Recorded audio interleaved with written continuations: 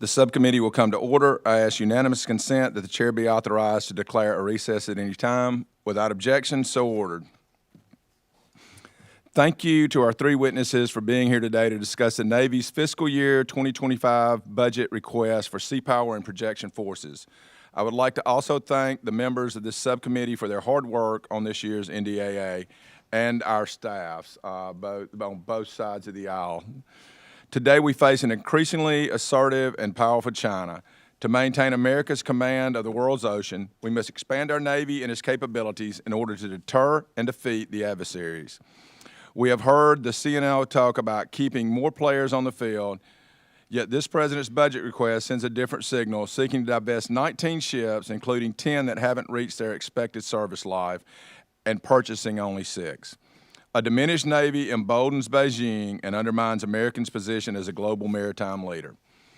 As our subcommittee grapples with critical challenges and strategic decisions in this year's NDAA, our goal remains clear: to ensure our Navy and Marine Corps team is equipped, ready, and capable of defending freedom in the world's ocean. The Navy recently undertook a 45-day review of its major shipbuilding programs. To be frank, it's unclear exactly what has been achieved. What is clear is that we need a deeper level of self-reflection from the Navy. Today, I hope to better understand your strategies for improvement and how you plan to recover schedules with industry. We continue to face production challenges with our submarines. The decision to include only one Virginia-class submarine in the budget request does not align with the 2+1 cadence that was predicated under the AUKUS agreement. Sending a strong demand signal is essential for maintaining industrial capabilities and international confidence in our naval production. Reducing our order from 2 boats to 1 in this year's budget does not inspire confidence, nor does it forecast stability to our industry partners or allies. Turning to surface vessels, the Constellation-class frigates have not been spared from setbacks. Originally slated for delivery in September of 2026, the first ship's arrival has now been pushed to December of 2027, with subsequent ships on an equally tentative schedule. This delay represents a broader trend of inefficiencies that we must address. This year's 30-year shipbuilding plan presented 2 rather than 3 future pathways, a step in the right direction, but it is still sure to confuse our industry partners. If I were industry, I would be scratching my head trying to decipher these changing plans. It is critical that the Navy provide a coherent strategy and clear headlights that industry can align with and invest with confidence. I am pleased to see the inclusion of LPD 33 in the budget request, adhering to the 31 amphibious ship requirement mandated by the NDAA. This is a positive step, and I hope the Navy and Marine Corps can use block buy authority provided by Congress for the acquisition of future amphibs. I would also like to restate that the future LSMs must be affordable and producible. We must also be cautious about the tendency to pile on requirements in ship design and production. History has shown us that this often leads to increased costs and extended delivery timelines. In closing, I look forward to transparency today, addressing recent setbacks and outlining proactive steps to overcome them. Our national security and the lethality of our naval forces depend on your commitment to resolving these issues promptly. And with that, I turn it over to my good friend and ranking member, Joe Courtney, for his opening remarks. Well, thank you, Chairman Kelly. Again, I want to thank the witnesses, Assistant Secretary Girton, Vice Admiral Pitts, and Lieutenant General Heckel for being with us today. We had an opportunity to speak together last week, and I thank you for your engagement ahead of today's hearing. The Fiscal Responsibility Act, which passed in May 2023 to avert a default on the full faith and credit of our nation's currency and bonds, mandated a 1% increase in the Department of Defense budget request for fiscal year 2025. Given what's going on in the world, this is a very tight cap and has created tremendous downward pressure on all the services, including the Navy and Marine Corps. At a time when there is strong consensus about the need to strengthen our maritime and expeditionary forces, our subcommittee has perhaps its most difficult task in years. It is important to note, however, at the outset of this hearing that the Navy's shipbuilding and conversion request cuts even deeper than the FRA's mandated budget cap. To be clear, the Navy's shipbuilding procurement request is not for only a 1% increase. Rather, it decreases that line item by 3.4% from the fiscal year 2024 enacted level that President Biden just signed into law last month. This request includes 6 Battle Force ships, a sharp deviation from last year's future year's defense plan and 30-year shipbuilding plan. At the same time, 19 Battle Force ships are being decommissioned, as Chairman Kelly just noted. Of particular note, it seeks to reduce procurement of the Virginia-class submarine program from 13 consecutive years of steady 2-per-year cadence down to just 1 submarine in fiscal year 2025. This decision to cut procurement in the Virginia program contradicts our own combatant commanders that have emphasized the need for more attack submarines to deter the intensifying threats in the undersea domain. During our posture hearings in the last month, we have consistently heard from combatant commanders from Indo-PACOM, EUCOM, and NORTHCOM, Admiral Aquilino, General Cavoli, General Guillat, that their requirements for attack submarines are far higher beyond the number of boats in the Navy's inventory. Equally concerning is that Congress has already appropriated in the last 2 years nearly $1 billion in advance procurement for the second submarine that the Navy now seeks to eliminate. This unexpected change in demand signal has and will cause serious reverberations throughout the industrial base and friends overseas who, based on my conversations in those arenas, are frankly incredulous. I've already shared those concerns with you, and we will explore that in further depth today.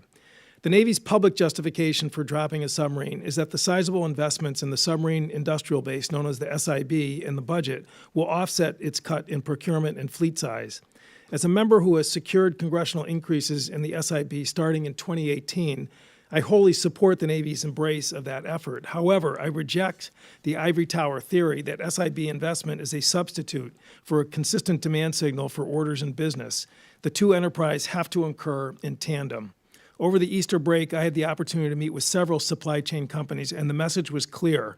Submarine industrial base investments, as welcome as they are, don't pay the bills, and are particularly for these firms particularly for those firms that don't qualify for SIB assistance.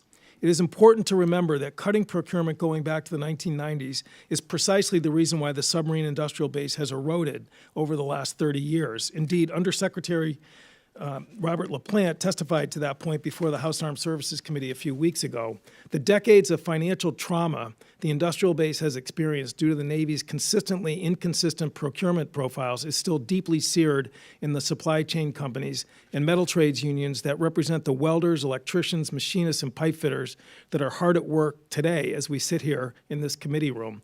Mr. Chair, I request unanimous consent to enter into the record 2 letters from the International Association of Machinists and the Metal Trades Department of the AFL-CIO that was addressed to President Biden, urging sustainment of the 2-per-year procurement of the Virginia-class submarine program. Without objection, they're admitted. Mr. Chairman, I will end my remarks on a positive note, which is that as someone who visits the shipyards on a frequent basis, who goes to the job training programs, who goes to the trade schools, who goes to the comprehensive high schools that are expanding career pathways in the metal trades, that goes to the job fairs, to me, what I see is that our industrial base is recovering from COVID, that the numbers are going up, the retention is going up, and the output is going up. Again, this chart, which I brought with me, which I apologize, you're a bit of a distance away, but it shows that 4 Virginia-class submarines have been delivered in over a 14-month period, starting last year with Rickover, Mr. Norcross's USS New Jersey, the Iowa, and the Massachusetts by the end of this calendar year. And USS Idaho was just commissioned a few weeks ago, which Mr. Girton was present for that. This is not a stagnating industrial base. It is an industrial base which took a big hit during COVID, like all of shipbuilding, but it is not stagnating. It is recovering. And the hiring and the quality of the deliveries in terms of both Rickover and New Jersey are almost at the highest level over the whole course of the Virginia program. So again, I think we should be looking forward and not dwelling too much on the past in terms of what's needed, which our combatant commanders have articulated to us. And again, we look forward to working with the witnesses over the coming days and weeks to get a good mark so that we can allow that positive momentum to proceed further. Again, I just would also associate my remarks with Mr. Kelly regarding the other platforms. I've talked too long already, but with that, I yield back. Well, I forgot to congratulate my battle buddy on being another year older a couple of weeks ago, and also on the UConn victory for the national championship. I now recognize today's witnesses. We have the Honorable Nicholas Garton, who is the Assistant Secretary, the Navy for Research, Development, and Acquisition. We have Vice Admiral James Pitts, the Deputy Chief of Naval Operations for Warfighting Requirements and Capabilities, the N9, Office of the Chief of Naval Operations, and Lieutenant General Karsten Heckel, who serves as the Commanding General, Marine Corps Combat Development Command, and the Deputy Commandant for the Combat Development and Integration. And with that, it's my understanding, it's just one statement. I recognize Secretary Garton. Good afternoon. Thank you. Chairman Kelly, Ranking Member Courtney, and the distinguished members of this subcommittee, on behalf of myself, Vice Admiral Pitts, and Lieutenant General Heckel, thank you for the opportunity to appear before you today to address the Department of Navy's fiscal 2025 budget request for Seapower capabilities. We would like to thank this subcommittee for your leadership and support of the shipbuilding, naval aviation, and ground programs that maintain maritime superiority in the defense of our nation. As the actions over the weekend have shown, support of our allies remains reliant on a superior naval force, strategically postured to adapt to constantly evolving geopolitical challenges and threats. The USS Arleigh Burke and the USS Kearney, currently assigned to the European Command Area of Responsibility, successfully engaged and destroyed more than 80 one-way attack unmanned air vehicles and at least 6 ballistic missiles intended to strike Israel from Iran and Yemen. We are grateful for the professionalism and skill of our sailors and Marines and mindful of their sacrifices of their families at home. The investments that Congress made in previous budgets enable our success. As we look forward to FY25, the actions of the Navy and Marine Corps team reassures international allies and partners, deters potential adversaries, and responds to those who threaten the lives of our sailors, Marines, and civilian merchant mariners engaged in lawful international commercial activities.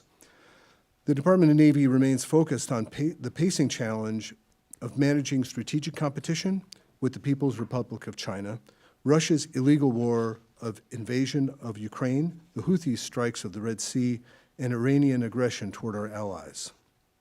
The President's fiscal year 2025 budget provides the resources necessary for the Navy and Marine Corps to continue to implement the 2022 National Defense Strategy. This request builds and sustains the right mix of capabilities to keep the sea lanes open and free, deter conflict, and defend against current and future threats. It aligns with the Secretary of the Navy's priorities. The budget request enables a one Navy Marine Corps team to continue strengthening our maritime dominance, building on our culture of warfighting excellence, and enhancing our strategic partnerships. Thank you for the opportunity to appear before your subcommittee today. Our mission begins and ends with providing the best possible capabilities to the sailors and Marines of the fleet, and we look forward to answering your questions. I now recognize myself for questions, and this is for all of the witnesses. Each or all of you can, or just one of you can answer for all. Considering the cumulative delays the Navy announced in its 45-day review across several shipbuilding programs, what strategies is the Navy employing to mitigate delays broadly? And are these strategies tailored to address unique challenges of each class of ships, including supply chain issues and workforce attrition?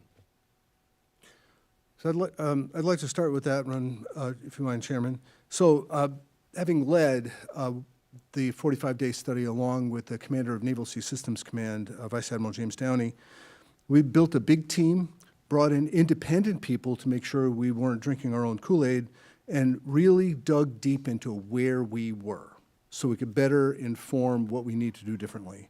Out of that 45-day study, we identified several areas that we need to improve on together with our partners in industry. So we looked at things like the national design and engineering workforce, the Navy employees who understand marine engineering and naval architecture, how we've let that capability for intellectual capacity slide. And I signed out several memos today directing action against several of these things I'm going to talk to you today, and that was the first one. We need to get into a better place so we can understand how to interact fluidly, flexibly, and efficiently with industry so we do a better job of building these ships. The next is to refine the acquisition and contract strategies. Some of our contracts didn't provide the right balance of risk and reward to industry and balance that with the needs of the government. So I've asked my contracting officers to take a hard look at the mechanisms we're using for incentive clauses to better match what motivates their behavior and what balances our risks between the two sides of that business agreement between industry and government. Another action memo I signed out today was to examine the shipyard skilled labor and think about it as a national asset. These welders, pipe fitters, electricians, pipe fitters, they are vital to our ability to provide the resources the Navy and Marine Corps are going to use to defend the nation. We need to stop thinking of them as fungible and think of them as strategic assets. And we're going to be working with industry closely to develop the pipelines and think about how we do that work more artfully. Then the Navy's workforce posture, besides marine engineering and naval architects, we also need to think more seriously about things like contract officers. We don't have nearly enough of them for the kinds of work we need to do. We need a depth of experience and more players on that field, to mention some other aspects of the technical teams we need to be able to do this work artfully. And the last one that I signed out today was to look for different ways of investments for improving performance and minimize delays. Certainly, the shipbuilding industrial base funding and some of the other resources that have been made available by Congress that we're working with industry to improve how we do that work is paid great dividends, but we need to think deeper and harder about how we apply those resources. Mr. Secretary, you did such a good job of answering that question. You answered my second part of my question, so I thank you for that. We also met in my office and talked a little bit with all of you guys about the great job the men and women and the buy-in they have of being such a great partner with our armed forces and cooperating to make sure that they get to see the final product of the warships that we produce, and to see the sailors and Marines who are using those and are on the using end of that to take more pride.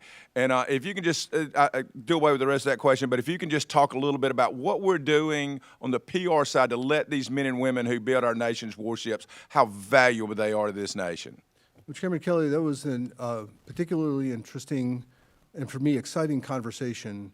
And I can't make any promises about which ships and where, but I'm going to be talking to the Secretary of the Navy about how we could take better advantage of things like when we do fleet weeks, how else or where else we might send those ships when they're on those kinds of helping the community, helping the country better understand that these sailors and Marines on these ships that are built by American hands are there to defend the nation and do a better job of helping the American people and the people turning the wrenches and running the weld beads and pulling the cables so they can see the fruits of their labors in actions with real warfighters. That was a great idea.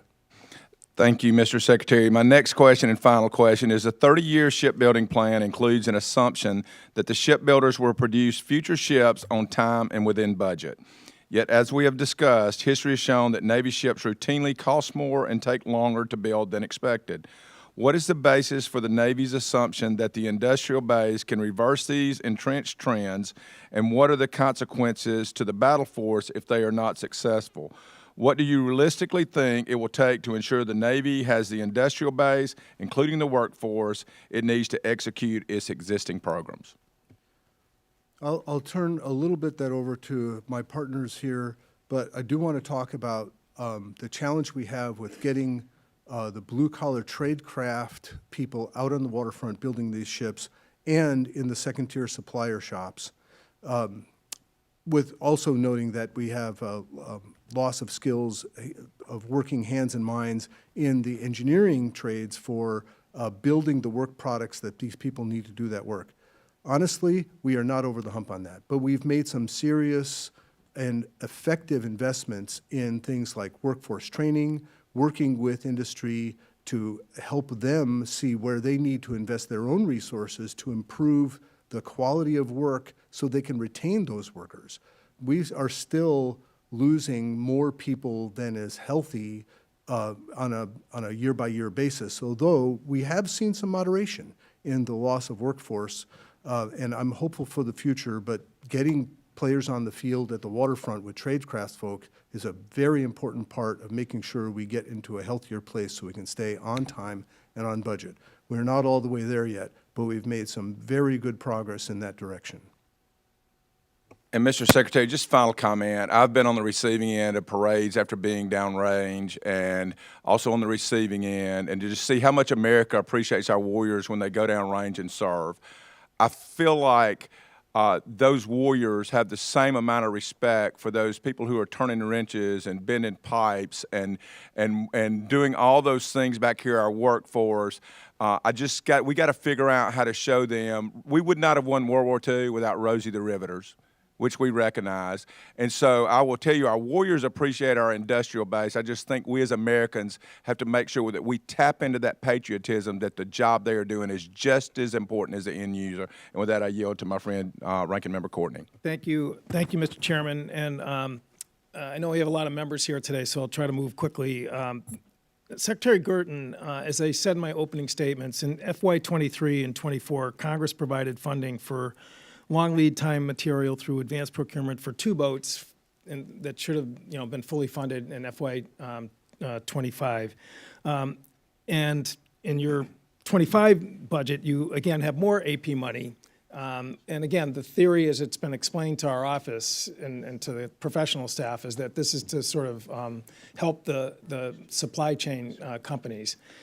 So I think you know that not every supply chain company that feeds into the submarine program is an AP, is an advanced procurement long lead supply company. I mean, a lot of the other pieces of the submarine that are funded through just the full funding of any vessel, may not be in that bucket of advanced procurement. So can you explain what happens to those guys who are not AP supply chain companies when you've cut the hull from this year's budget? Because there's gonna be some people left out based on I think even a cursory review of what was sent over. Chairman, there's some very difficult trades that had to be made in putting together a budget. Again, Admiral Pitts may be able to provide some more illumination.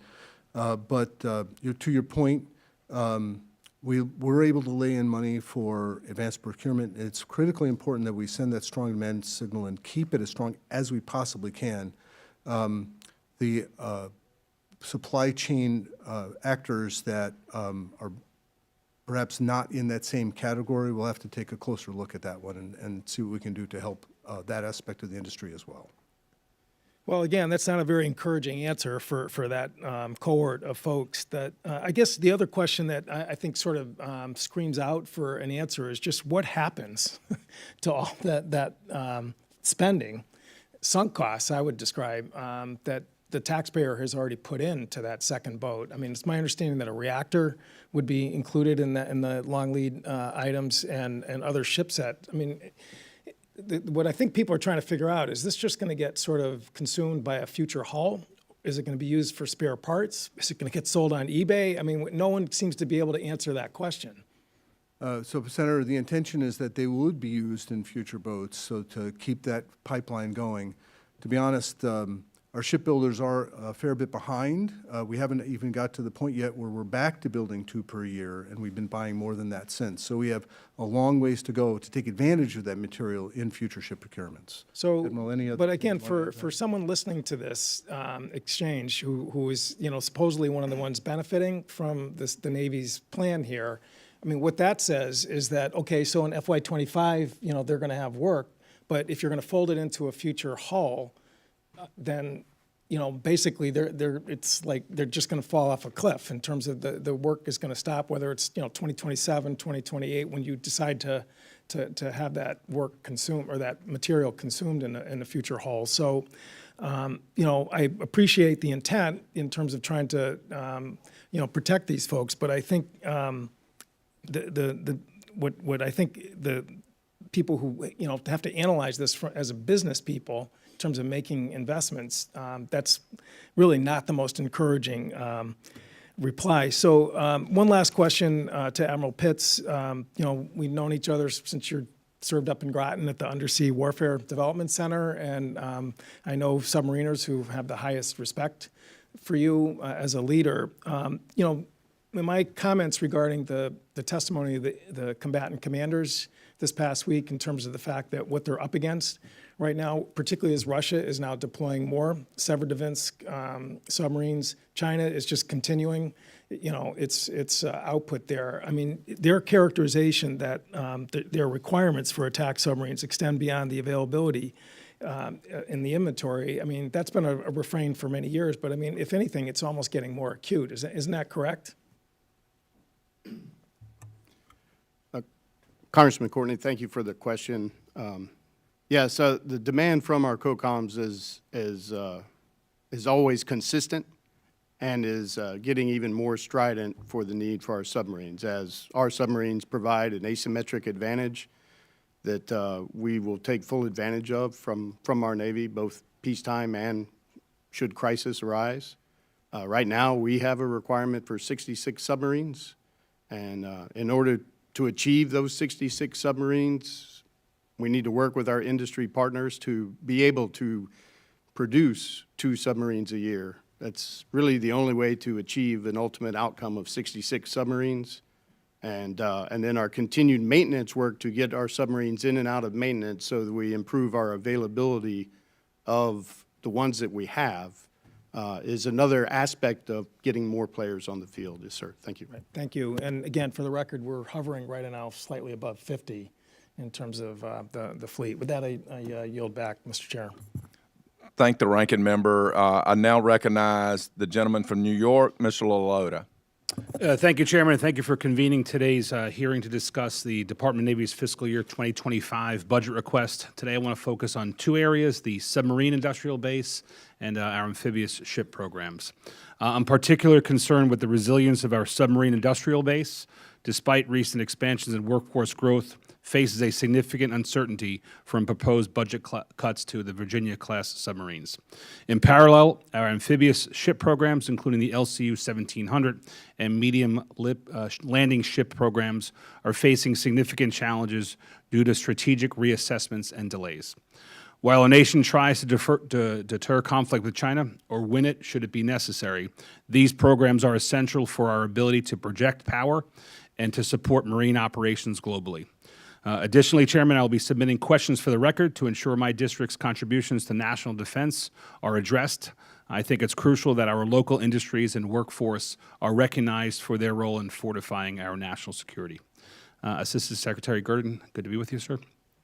Recently, as you heard from my good friend Rep. Courtney from across the aisle and across the Long Island Sound, he released a memorandum on the status of the submarine industrial base. And that memorandum included many things, including three good high points. 1, the upward trends on shipyard capacity.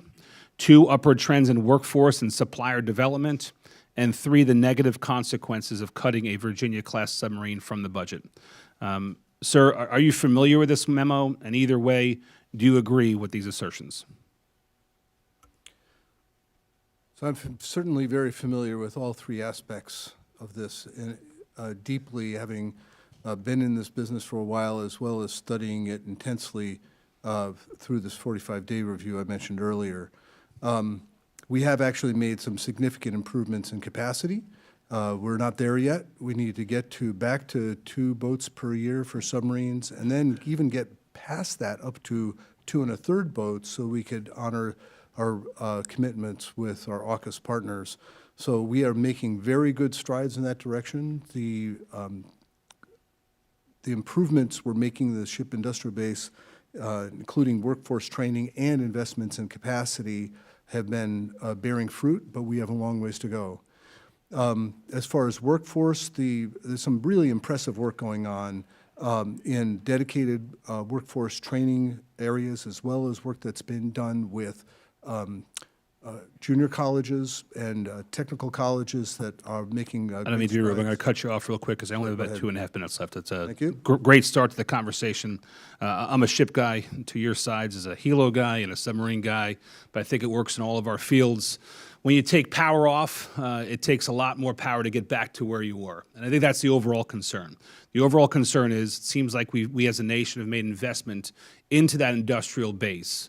But now we think, Mr. Courtney and I certainly think, now's not the right time to take the power off, because to get back to the power level that we're at will take much, much more. I want to switch gears in my 2 or so minutes remaining and ask the General a little more about amphibs.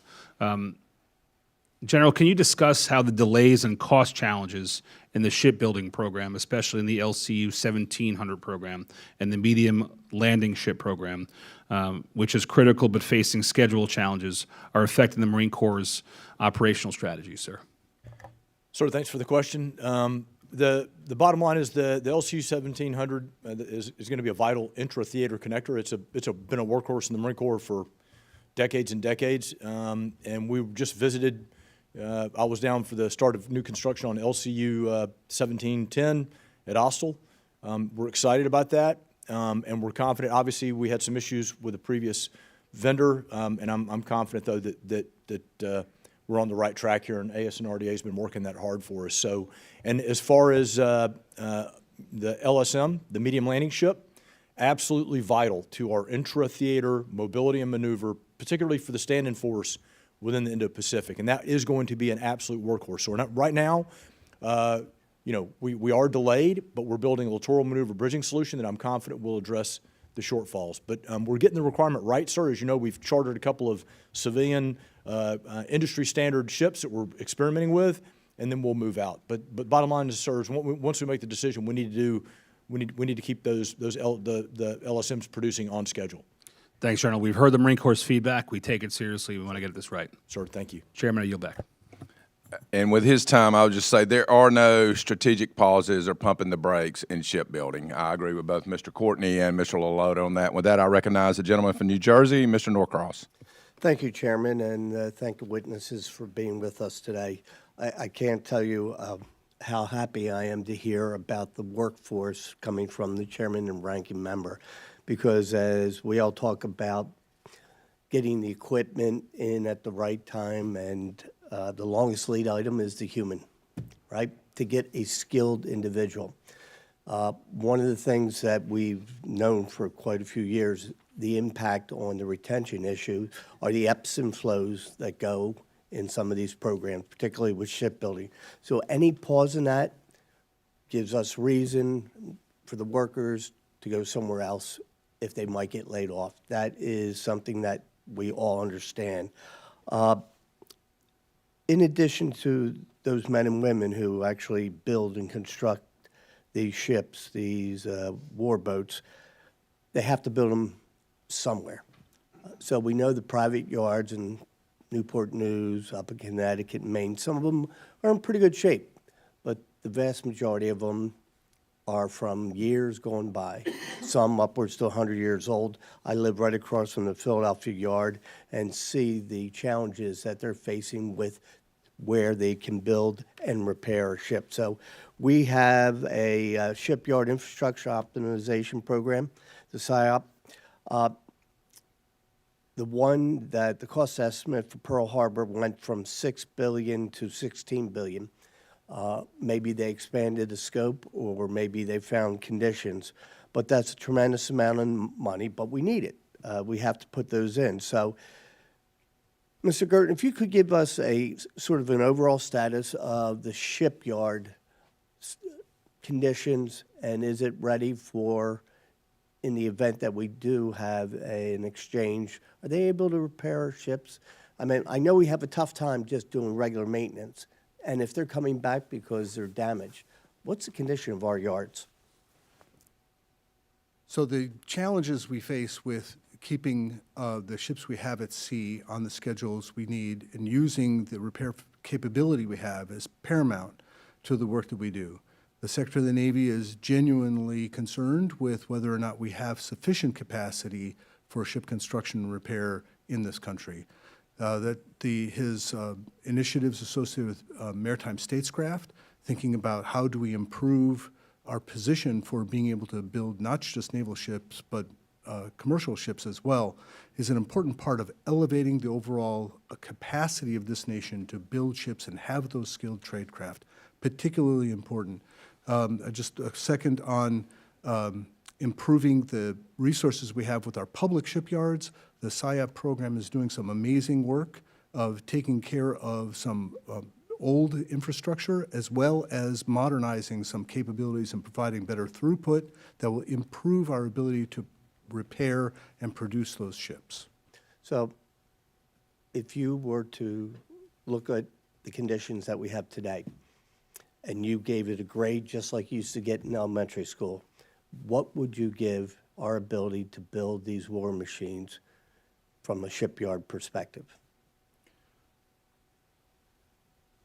The ability to build is in the private yards, and their abilities are challenged for the work that we have in hand. Although I think we have some great opportunities to improve that capability through both public and private investments. But in terms of So I misspoke. Yep. When I say build, maintenance, the things that we're so challenged on, and if we were to have an exchange, what condition would you put our public yards in? to be perfectly frank, I'm not sure I'd give us a great grade to be able to do more than the ship maintenance that we have today. We are looking at how to improve that capacity, but it's Go back to elementary school. You got an A, a B, C, D, and F. Where would you put us? probably a C plus. Thank you. I yield back. Now from Texas, I recognize Dr. Jackson. Thank you, Mr. Chairman. And to our witnesses, thank you for your dedicated service and focus on providing our Navy and Marine Corps with the tools needed to project our military across the globe. I applaud your investments into aviation, surface, and subsurface forces and the industrial bases which support these areas. The Department of the Navy must be armed to bring the fight and to be postured to deliver lethal blows at a moment's notice. We must get the right forces on, under, and over the sea to compete in the vast distances of Indo-PACOM, to patrol and show force in EUCOM, and to thwart Iranian proxy instigations in CENTCOM. Recently, it was reported that the Navy's fleet of CMB-22 aircraft were having issues with the ice protection systems. The reality is that we need these aircraft in the air because they provide capabilities that we can't afford to be without in future conflict. We need the V-22 aircraft to be able to successfully operate in a permissive threat environment at all times, day or night, and in all weather conditions. When the aircraft is flying to an aircraft carrier in the middle of the ocean, the reality is there's nowhere else you can divert to. You really need 100% mission success. Admiral Pitts, how is the Navy addressing the issues with the CMB-22 ice protection systems, and what upgrades will be provided to address this issue? Is there any additional authority or resources that this committee can provide to ensure that these aircraft are upgraded appropriately? Congressman Jackson, thank you for the question. I know we have an excellent modernization plan to execute as we get the more and more of the MV-22s into inventory. What I don't know exactly is the specifics to your question, and I would request to take that as a question for the record. Thank you, sir. And that kind of leads me to my second question, actually. As we all know, the Marines fly the MB-22 variant, and the aircraft is, I believe, as you put it before, General Heckel, a game changer for our military. Even our most capable aircraft still need to be upgraded, however, and the MB-22 is no exception. Since their initial design, we have found numerous ways to increase the capability and readiness of the aircraft, whether it be through things like the Naval Improvement Program or the Osprey Drive System and health information upgrades. General, can you talk about the upgrades and safety enhancements that are being budgeted for this year for the MB-22 fleet, and how important it is that we invest in upgrades like the Naval Improvement Program and the Osprey Drive System and health information upgrades? Yes, sir. Thanks for the question, sir. You know, I'll tell you that you've cited most of them, but we're also looking at possible prop rotor gearbox redesign and input quill. We're looking at prop rotor gearbox material component upgrades as well. I would really defer the question to the Deputy Commandant for Aviation, but as a V-22 guy, I know a little bit about it. But I will simply say, sir, that to your point about how vital this aircraft is, I say it all the time. What other aircraft can fly 1,000 nautical miles at about 250 miles stop and land without a runway? That's a big deal. And if you put a Herc out in front of me, I'm unlimited, right? So, and I will tell you, sir, that the V-22 that I took to combat in 2008 in Iraq, the one we're flying today, is leaps and bounds ahead of what I had in 2008. So your point is well taken. We continue to upgrade. The Marine Corps, and particularly the Deputy Commandant for Aviation, will continue to focus on that, whether it's safety initiatives or operational capability initiatives, sir. We'll continue to upgrade. I don't know if that gets to the answer, sir, but No, sir, that's great. I appreciate you commenting on that. Thank you. And with that, I yield back. Thank you. Now from the Commonwealth of Virginia, I recognize Ms. McClellan. Thank you, Mr. Chair. Mr. Secretary and Admiral Pitts, I have a question about advanced procurement, which, as you know, is a critical tool that shipbuilders use to maintain steady supplies of needed parts and equipment and to ensure the stability in the industrial base. And with that in mind, I've been deeply concerned with the decision by the Navy to delay AP for the Ford-class aircraft carrier CVN 82 until 2027. I believe this could severely disrupt the shipbuilding, planning, and construction process and destabilize part of the aircraft carrier industrial base. Can you elaborate on why the Navy chose to delay AP and how the Navy expects to support the industrial base through the planned delay? So the point you're making about advanced procurement is critically important for us all to think about. One of the things we also found in the 45-day study is that the nature of the supply chain is substantially changed. The level of time that we needed in the past has actually expanded, and we need to think about how we do advanced procurement over a longer period, say 3 years, in order to position ourselves to be able to execute effectively when it comes to doing new construction. Admiral Pitts, do you have anything you want to add in on that? Secretary Gurdon, my addition would be, I agree with Secretary Gurdon. We have found that we need 3 years of AP for our aircraft carrier advanced procurement. And our aircraft carrier is our most potent, flexible flying airfield that we have in our inventory. So thank you. Well, I would just add that in a recent meeting that I had with the president of Newport News Shipyard, she's pretty concerned about this decision and the impact it'll have on their planning ability and workforce. So I continue to have that concern. It was recently reported that the Navy has spent $1 billion in operations in the Middle East to ensure the safety of navigation in the Red Sea and disrupt Houthi attacks. Can you explain how the Navy is looking to replenish weapon stocks and elaborate on the importance of additional funding from the National Security Supplemental that we will hopefully vote on no later than Saturday for replenishing these stocks? I would like to thank Congress for getting to that vote on Saturday. We desperately need that supplemental. We've been doing the nation's work and expending those munitions, and we need to put them back where we found them. There's other things going on in that supplemental that are particularly vital to some of these other conversations we've been having around improving the industrial base and getting after how to improve our repair and construction capacity. Admiral Pitts, anything else to add on that one? Yes, sir, Mr. Secretary. We need to replenish our stocks, and we need to build our production to refill our overall most critical weapons. What our teams did over the weekend was incredible. Did a terrific job, and it shows that the investments that we've made over the last 10 years have paid off, both in weapons and in training.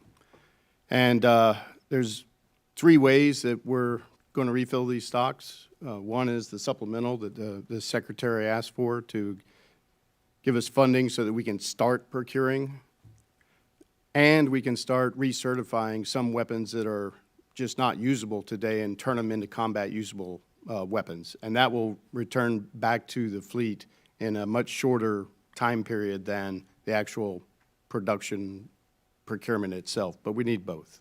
Thank you. Yes, ma'am. The recent efforts to limit the impact of Houthi attacks on marine routes illustrate a glaring mismatch in our capabilities versus some of those of our adversaries.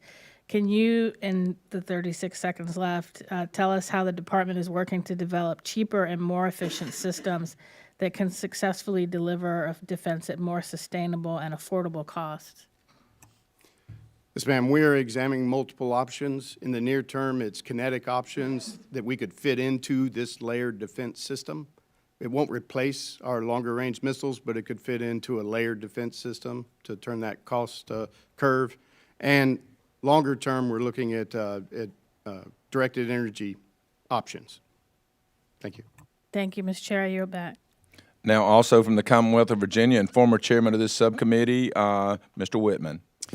Well, thank you, Mr. Chairman. I'd like to thank our witnesses for joining us today. Secretary Gert, I'd like to follow up a little bit more, too, on the thought process about the 45-day review of shipbuilding.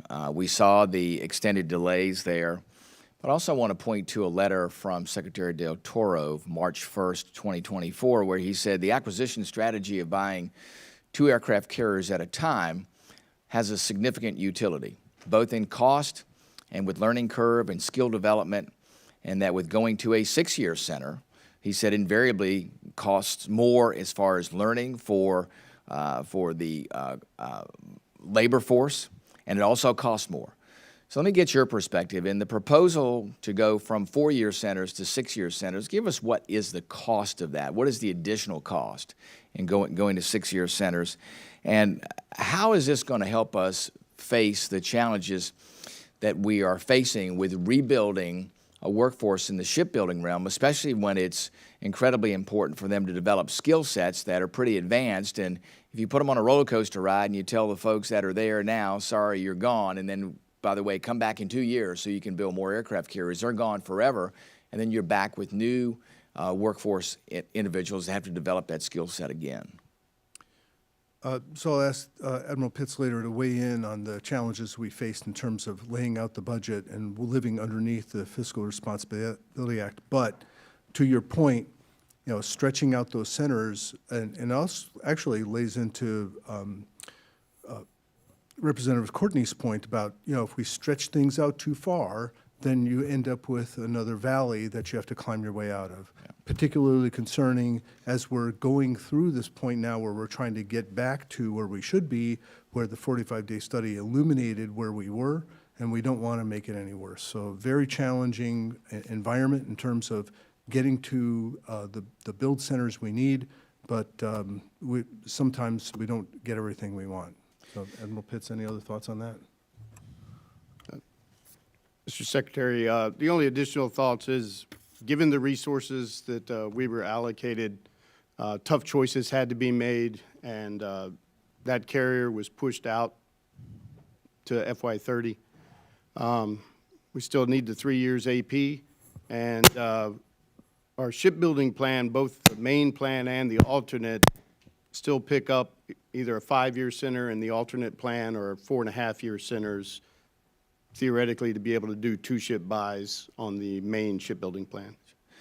Listen, I understand the difficult decisions that you all face, but they seem to be counter to the rules of math. And the way I understand them is you cannot do addition by subtraction. So building 6, retiring 19, that doesn't get us to 355. Extending build centers on aircraft carriers spends more money, doesn't spend less money, makes it more difficult to maintain a workforce, doesn't make it easier to maintain a workforce. Again, all things that are counterintuitive. Secretary Gert, I want to continue on the theme of multi-year procurement for shipbuilding. We know multi-year procurement for amphibious warships was passed by this Congress in the committee. We know the Department Shipbuilding Plan has 1 LHA and 3 LPDs. Can you give us an idea about what would the cost savings be with that commitment to buy in a 4-ship block those amphibious ships?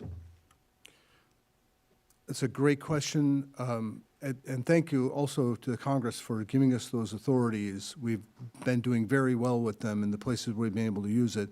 We want to make sure we preserve that for the places that it makes good financial sense as well as good operational sense. We definitely have shown cost savings when we've done multi-year procurements. Actually, we don't get into multi-year procurements unless we can show cost savings. So that's a powerful tool, and we use it to the maximum extent possible. Well, in this case, do you have a figure on what the cost savings would be with the execution of this multi-ship year buy? That was in my workups for this meeting, but I don't want to give you a number off the top of my head and end up getting it wrong. Okay. I think I'll have to take on one for the record. Well, assuming it would be significant savings, I think it's going to be around $900 million, close to $1 billion. It seems like to me that that would be incentive itself to get the agreement executed as quickly as possible if we're looking at making sure we're saving money and building the ships that we need as a Navy. So I would hope that you would keep that at the top of your list in priorities in executing this multi-ship year agreement.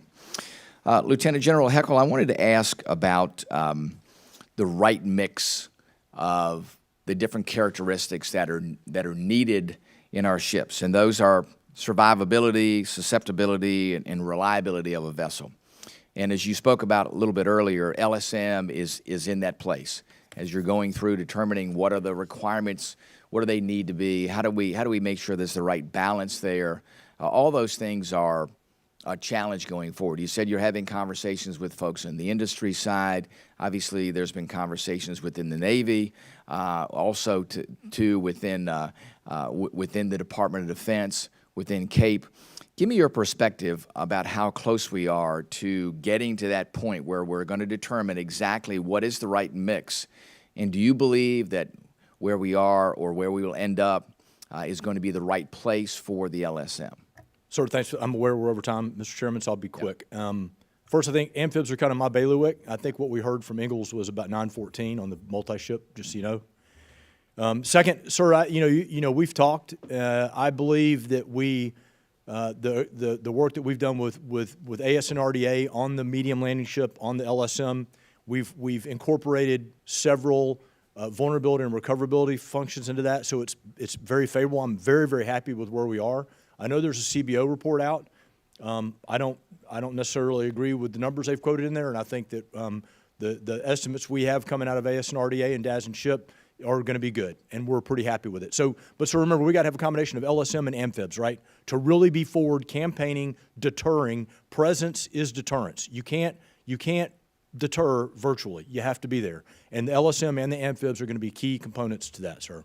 And I'll yield the baton. Stop. Thank you, Mr. Chairman. I apologize about going over. His time's expired. Now recognized from the California, Ms. Jacobs. I think you mean the great state of California. The great state of California, or is it the great Ms. Jacobs from the great state of California? Thank you, Mr. Chairman. Thank you so much for being here. I represent San Diego, so everything we are talking about today is very relevant to my constituents. I wanted to first ask, the FY 2025 Navy budget continues to allocate significant funds towards some legacy platforms like the Arleigh Burke-class destroyers, despite the fact that, publicly there are known vulnerabilities to sophisticated missile threats from adversaries like China. In contrast, we know the Constellation-class frigates are equipped with the Mark 41 vertical launch system, which means they can, carry long-range Tomahawks and multi-role SM-6s, which, gives us the ability to go beyond the reach of the Chinese defenses. Given the strategic value of these capabilities in countering China's advanced military technologies, I was wondering, Secretary Gertin, if you could talk about why there isn't a more pronounced shift in the budget to expedite the deployment of Constellation-class frigates, which I think are, better equipped to ensure our operational flexibility and survivability. So thank you very much for the question. The Constellation is going to be a great ship. But as you might have heard about when we did that 45-day study, we're behind on getting that ship out. I was just up in Marinette, Wisconsin last week where we did the keel laying for that ship, and it's going to be a great one. However, one of the things we've done with the Arleigh Burke-class destroyers is we've been modifying and then improving them as a part of the life cycle. In fact, that's one of the things I hope to bring to my role as the Navy Acquisition Executive, is getting into a closer cadence for incrementally and iteratively improving capability in those big investments in those ships so that we keep them viable warfighting capability for a very long time. It takes a long time to build a ship, but it doesn't take very long to upgrade software or load a new missile. So honestly, even though the Arleigh Burke, we've started building them a long time ago, they are still viable. In fact, the Arleigh Burke herself, even though she's got an older version of Aegis out in the Eastern Mediterranean, was firing missiles and doing a great job. So keeping those, that big investment in building those ships viable by improving them over time is a big part of the portfolio, and I'm excited by Congress's ability to give us the resources necessary to improve that capability over time. Gotcha. Admiral Pence, anything you wanted to add about the operational capabilities? Yes, ma'am. Thank you. I would just say and echo Secretary Girton's comments that our Arleigh Burke destroyers have incredible capability and are performing beautifully on a day-to-day basis, as we're evidenced in the Red Sea. And in fact, we like their capability so much, we're looking at even the Flight 1s of extending them, which is another one of our keeping more players on the field and near-term readiness and near-term capability of the fleet. We've identified 5 Flight 1 DDGs that we're going to extend to get a few more years of service life out of them, and we think that is a tremendous return on investment. Thank you. I also wanted to ask, I know my colleague, Ms. McClellan talked about munitions. I wanted to talk about rearming ships at sea. Obviously, we know this is going to be a crucial capability, and we need to avoid strategic bottleneck of having to return to port for munitions. How can you talk about how the budget enhances these essential logistics and munitions capabilities, ensuring the ships can be rearmed quickly and remain engaged in operational theaters? And do you feel like there's an adequate focus on these critical areas that could decisively influence the outcome of potential conflicts? Yes, great question. That's actually, rearming at sea is a particularly interesting problem for my boss, the Secretary of the Navy, and something he's been focused on and helping us rediscover some earlier investments in how to do that. And we're going to be testing that out later this year. But Admiral Pitts, do you have any other points on conversation related to the investments in that area? No, sir. Okay. So anyway, we are rekindling our need to be able to do that functionality and going to be experimenting with it this year and making sure we can do that fluidly. Great. And with my last 20 seconds, I will just make a note that I am excited that the Navy's FY25 budget request includes the request for additional O&M funding for your child and youth development programs to fund a child care workforce initiative. This is huge for my constituents in San Diego. We've had child care wait lists of over 4,000 spots long just recently. So I appreciate that you all are putting some resources towards that. Mr. Chairman, I yield back. I thank the gentlelady. I now recognize, for the last time on this subcommittee, but someone who served on both armed services with me and intelligence with me has been the China Committee Chairman, who's been such a great member to this body. This is probably the last time I'm going to have you in a hearing, but I'm going to tell you, Mike Gallagher was a great Marine. He's a great member of Congress, and I don't know what he is, but I'll bet he'll still be defending this nation in whatever capacity he leaves. And with that, I recognize the gentleman from Wisconsin, Mr. Gallagher. Well, thank you, Mr. Chairman. It always pains me to give credit to an Army officer, but I've truly enjoyed our collaborations through the years, and my time on the Armed Services Committee has been the most rewarding of my 8 years in Congress. It's really been the focus. I guess the China Committee has taken precedence in the last year, but the stuff we've done on this committee has been incredible and really bipartisan. I want to recognize a proud Gallagher alum, Major Tom Lacey, in the audience there. Congratulations on your forthcoming deployment. Despite the fact that the Navy's failing to fund nearly $5.7 billion in Indo-PACOM requirements, deterrence may actually be enhanced by your arrival in theater, Tom. You're such a great Marine. General Heckel, this will be your last appearance for Congress. Thank you for your service to this country. Thank you for stepping up most recently when the Commandant had a bit of a health issue, but we appreciate it. I've always appreciated our interactions, and you're a great leader. I hope we get a chance to work together in the future and wish you luck in your next endeavors. We've been, I think in last year's NDAA, we stood up a commission on the future of the Navy, but despite the fact that it's been statutorily authorized and some commissioners have been appointed, this thing still hasn't gotten to work. You know how many days, I guess Secretary Girton, are you aware of the Future of the Navy Commission? Do you know how many days it's been since that commission was set to be established by law? No, Congressman, I'm not familiar with that one. It's been 391 days. That's 391 lost opportunities to get to work. And I get that there's mixed views on the nature of outside commissions. I'll tell you, I got to work on one with Senator King related to cybersecurity. That was incredibly productive, that produced a lot of recommendations that went directly into the National Defense Authorization Act. And I would suggest, in light of the revelations of the 45-day review, you know, with 36-month delays on Constellation, 18-month on Virginia, 12 to 16 on Columbia, 12-month on CVN, I think it further underscores the need for an outside look at the future of the Navy. This isn't a fault of the executive branch, it's actually a fault of Congress right now. We have 2 commissioners that haven't been appointed by the SASC chairman, by the minority leader, and I don't know what the heck's going on, but we got some good people that are ready to take an outside look at the future of the Navy, and I think would actually provide some good supporting fires. So I just would ask from your positions, whenever asked about it, I get there might be skepticism and antibodies in the building, but there's a reason we do commissions like this from time to time. It's when, quite frankly, Congress is exasperated, and we've had a series of choose-your-own-adventure 30-year shipbuilding plans. We've had revelations about delays. We've had the 45-day review, constantly changing numbers. We just feel like more needs to be done to map out the future of the Navy. And I would just hope that the building, even with the current composition of commissioners, even though it's not at full strength, the Pentagon can still support the effort, and I just would ask that you do, and I'll be encouraging my colleagues to do more. Given that you referenced that you were just in the 8th District of Wisconsin, in Marinette, and in light of the frigate delays, I think what's troubled most of us who lived through the LCS experience and, you know, remain very excited about the Constellation-class frigate is the fact that at one point the Constellation design shared about 85% commonality with the original Italian FREM design.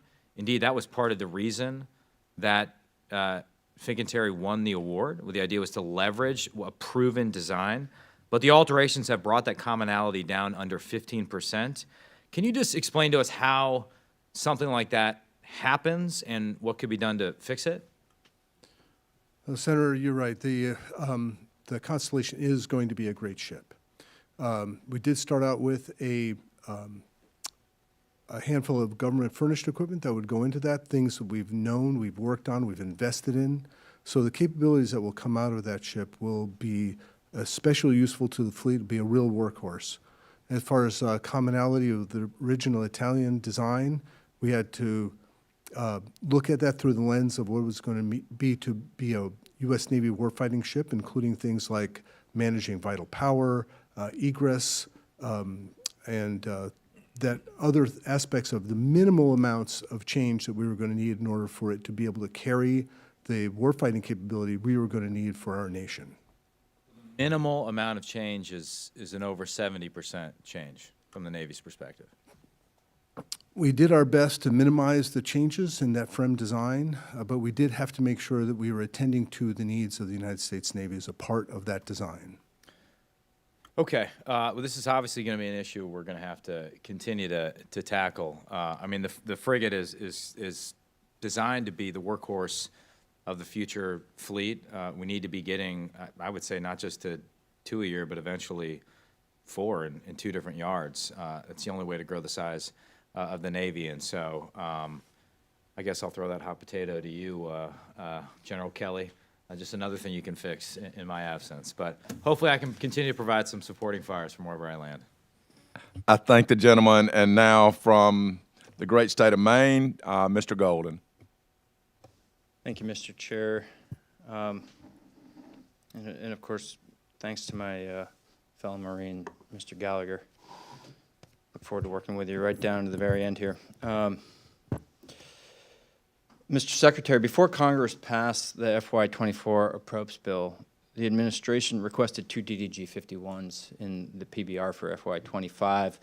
But now that the FY24 appropriations process is done and Congress included $1.357 billion in AP for a 3rd DDG, how much additional funding would be needed to fund a 3rd DDG in FY25 and get more Flight 3 ships out to the fleet? I'm not certain I have an exact number with me. Admiral Pitts, do you have anything that can illuminate the discussion? Sir, I don't have a number either. We'll have to take that one for the record. For the record, please. I think we're well over halfway there. Just my kind of backhand analysis. But I guess this one's for the Admiral. How many Flight 3 ships have been delivered to the fleet to date? Congressman, I believe that's one, Jack Lucas. One. And how important is it to field more Flight 3 ships, given the radar technologies, the upgrade there, particularly in light of some of the testimony from the Secretary in recent world events? Yes, sir, it's very important. We are going to rely on the additional SPY-6 radar, and our Aegis Baseline 10 brings tremendous capability to our destroyer fleet. Thank you. I guess following up on the questioning from Mr. Whitman, I am also interested in talking about multi-year procurement for amphibs. I've seen this with the DDG program, and appreciate the stability and lower costs that type of a approach has given the Navy as well as the Congress. You know, in light of what I was just asking about, like what would it take us to get to a third DDG? It's not quite like a dollar for dollar trade-off. Like my staff had it at about a 900 to 1 billion savings if we were doing a multi-year procurement on amphibs. So pretty close to the other half of that DDG. Not to mention that I think this committee has essentially a missing sub that we have to find a way to put back into this budget. You know, given all of that, not to mention the stability that it could provide to do a multi-year procurement, both in just certainty for the Marines, for the Navy, for the people that are going to be building those, I guess I'm curious, what is the hesitancy to issue an MYP? And I mean, it's not like you have to expend any kind of capital here in front of Congress. We've already given you the authorization to do it. Yes, Congressman, we use multi-year procurement as often as possible in places where we can show a financial benefit. As the General said, you're right, it's about $900 million. All told, it happens over the course of multiple years, and so we need to package that up and utilize those resources in complete transparency with Congress, where we have those savings, those benefits, and then we'll have a dialogue about where are the best places to apply them as we put our budget submission together and have that back and forth with you going forward. Sure, I appreciate that. It just, from my perspective, sir, and I know, you know, there's more that goes into it, but those lost savings just make our job harder here, as you're looking for more subs, more destroyers, more amphibs. Not to mention, I mean, I'm leaving other ships out. So hopefully the Navy will give that a good hard look. I don't have any more. Thank you. I would just say that the multi-year procurement doesn't just add finances, it adds time. And time is more precious than finances sometimes. And with that, I recognize the gentleman from Missouri, Mr. Alford. Thank you, Mr. Chair, and Ranking Member Courtney, and thank you for our witnesses being here today. I really appreciate it.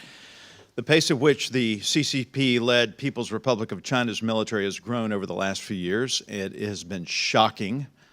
I know I'm not telling you anything you don't know in that front. They have outpaced our shipbuilding capacity by a great magnitude, and while I certainly believe our ships are more technologically advanced, quantity often becomes a quality of its own.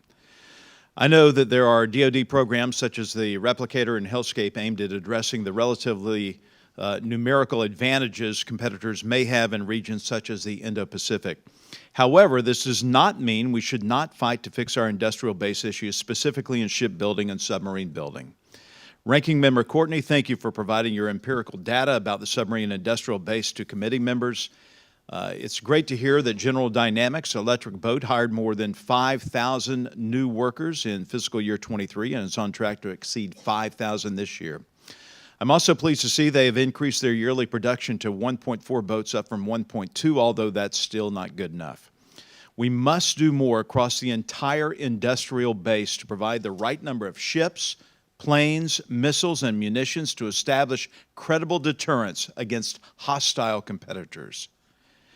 This really boils down to what Chairman Mike Rogers said yesterday in the Army budget hearing. We capped defense spending at 1% in the FRA, forcing the DoD to make cuts. This cap is why the Navy chose to only ask for one Virginia-class sub this year and why the Air Force asked for fewer F-35s. The DoD is faced with tough choices and is robbing Peter to pay Paul as they attempt to modernize, maintain readiness, improve quality of life on a 1% defense budget increase. With that, I move into my questions. First, for Mr. Girton. According to the Navy's website, at the end of World War II, we had more than 800 surface warships and more than 200 submarines. During President Reagan's term, we had over 220 surface vessels, over 100 subs, and close to 600 ships across the total Navy. This is at the height of the Cold War when the U.S. had only one power to deter. The FY25 President's budget asked for funds to field a fleet of 113 surface combatant ships, 12 aircraft carriers, and 67 submarines. Mr. Girton, is 293 total ships enough to meet all the demands of the Navy at a time when we must deter now two great powers and keep sea lanes open while under attacks from terrorists such as the Houthis in the Red Sea? Thank you for the question. I'll defer to my uniformed colleagues here about whether or not it's enough ships, but I suspect they'll say no. Certainly the combatant commanders have been asking us for resources, and we deliver them as much as we can. Getting back to your point about the number of ships that we had, say, during the Reagan era, we also had many more shipyards, both public and private.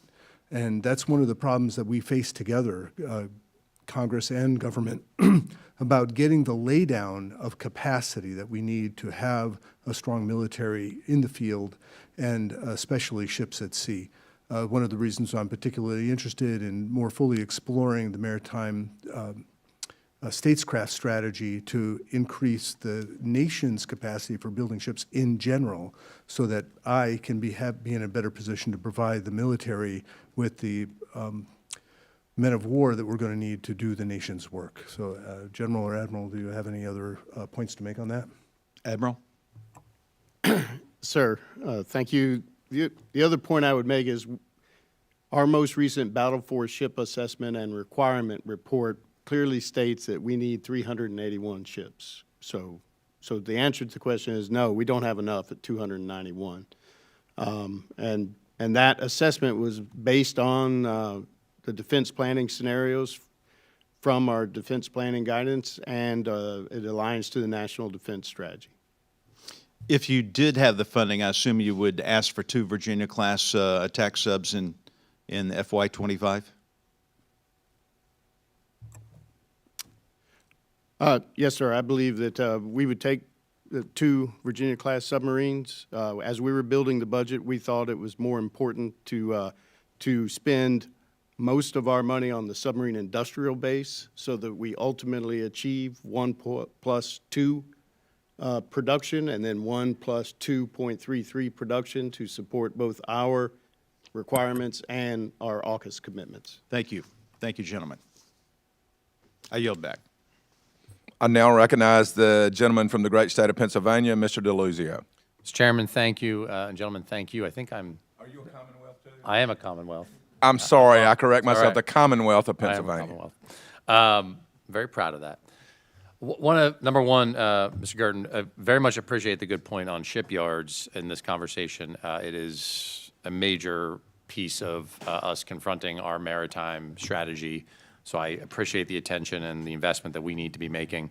Want to talk a bit about some of the supply chain, in particular additive manufacturing. I'm going to pull out a quote from the joint testimony here.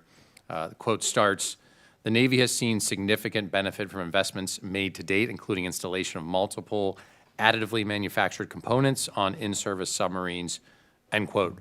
My district has a resilient manufacturing ecosystem at Neighborhood 91. It's a fully integrated campus around additive manufacturing production that's contributing to this effort. So my question, either for Admiral Pitts or Mr. Girton, tell us a bit more about what those successes are that the Navy's seen, how additive manufacturing can play into bolstering competition in the supply chain, building more resilience, and the like. Additive manufacturing is a big part of how our future can be shaped by being more competitive, because the opportunities for building systems, components across a wider market looms large. We've been challenged to make sure that the components meet the right physical properties when they're built in a different way. But I think we've made some great strides in our technical authorities for understanding what those challenges are and how to make sure that those additive manufacturing processes can attend to those stringent physical requirements. There's some other things that we need to think about how we could take advantage of the technology to build some other components that we currently have a very big challenge in being able to do here in this country. Forgings, for instance, and castings. Additive manufacturing at the right scale can be a big help in that area. Is the Navy driving this? Is it coming from the contractors? Is it a mix of both? I'm curious how much the Navy is pushing for, not just investment, but to see more of the supply chain embrace things like additive manufacturing. Ships are big, and sometimes they need big parts. Sure. And those require those kind of large-scale structural mechanisms for fabrication. However, with the limited amount of available manufacturers to do that kind of work in this country, we need to either rebuild that infrastructure or turn to a different approach.